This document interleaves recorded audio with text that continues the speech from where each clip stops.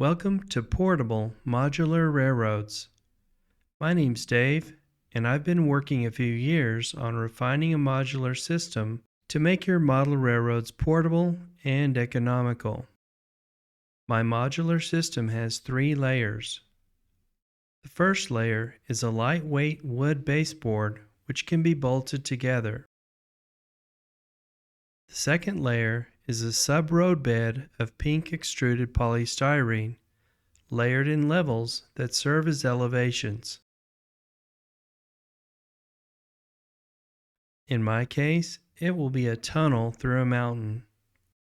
The third layer is a scenery layer of white expanded polystyrene, detailed to your liking. I will be building on a baseboard size of 100 by 200 centimeters, which is about 3.2 by 6.5 feet.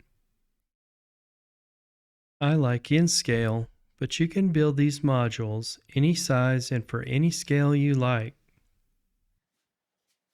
I use 50 by 50 centimeter modules because they fit great inside standard packing boxes. My entire model railroad fits inside 3 packing boxes with room to spare. So stick around and start watching the videos on how I build portable modular railroads. See you in the next time.